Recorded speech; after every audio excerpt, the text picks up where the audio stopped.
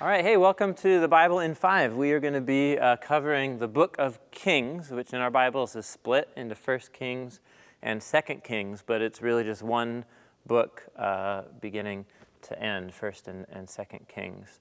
The main subject of the book of Kings is the kingdom period of the people of Israel, which is kind of obvious from the name, and you're going to be reading it for about the next 2 weeks. And much like what has come before, it's a mixed story. There's some good guys and a lot of bad guys. So you recall from the book of Samuel, the kingdom, the idea of monarchy and kingship was introduced into Israel, and it covers Israel's first 2 kings, Saul and David. And so David, you remember, he has a rise and then a fall, and then the kingdom passes on to his son Solomon. And Solomon is the main subject of the first 11 chapters of the book of 1 Kings. And much like his father, he's a mixed character. So he seems like he's full of integrity and honesty at the beginning. He becomes one of the wisest men in the ancient world. God grants him wisdom, and he is the figure connected to a lot of the wisdom literature that you're going to be reading later on in the year, the book of Proverbs, the Song of Songs, and so on. But right here at the latter half of his story, some pretty questionable things happen. One of the good things that he does in chapters 6 through 8 is he builds Israel's temple.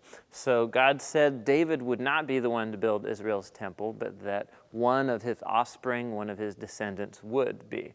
And so this is a pretty interesting section here because it describes the interior, the design of the temple in Jerusalem, the first temple. And it mimics, it's very similar to the tent, the tabernacle that Moses built in the book of Exodus. And all of the imagery, the gold, the flowers, the trees, the angelic figures, all of it kind of points back to the Garden of Eden imagery, where humanity and God dwelt together in harmony. And so the temple is basically just a permanent version of the tabernacle, where God and humanity dwell together. So Solomon builds the temple, but then very quickly, these last few chapters of his story, things just fall apart. He begins to, for political alliances, marry women from all kinds of different countries, and he would allow them to bring their gods, introduce their gods into the people of Israel. And the story ends with Solomon being a devoted follower of not just Yahweh, but all kinds of other gods. And so Solomon passes from the scene as an idolater, leading the people astray, and the kingdom goes on to the next generation. And right here, in these first chapters after Solomon, it's a sad story because of greed and lust for power. The line of kings right after Solomon split into a civil war. And here, all throughout the rest of its history, the people of Israel are split into 2. Literally, there's almost a civil war, and they split into 2 pieces, the northern kingdom and the southern kingdom. The northern kingdom is called Israel. The southern kingdom is called Judah, and it's centered in Jerusalem.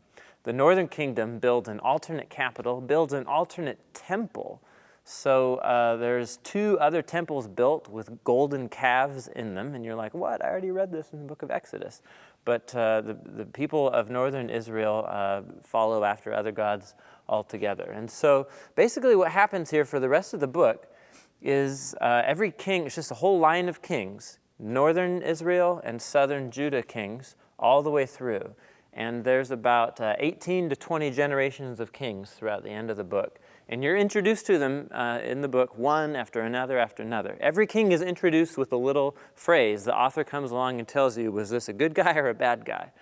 And the bad guys follow after other gods. They build temples to other gods. And the author compares them to David and says, these guys were nothing like David. There were no good kings in the line of northern Israel. In southern Judah, the 18 to 20 generations of kings, they were batting about 50%. Some of them did follow Yahweh alone and rid the country of other gods. Some of them were like David, and so on. And so it gets a bit repetitive, but every generation, every king you're introduced to is kind of weighed on the scale and found wanting or found worthy. Another main theme there, as the line of kings comes here, is you're introduced to the figures of the prophets. And the prophets, specifically in the stories of Elijah and Elisha. So Elijah comes along, and he is a prophet full of fire in his bones to call out Israel's idolatry, to challenge the false gods in Israel, and to call them back to the covenant that was made at Mount Sinai. So I call the prophets in the Hebrew Bible, I think of them as covenant watchdogs, because that's what they were.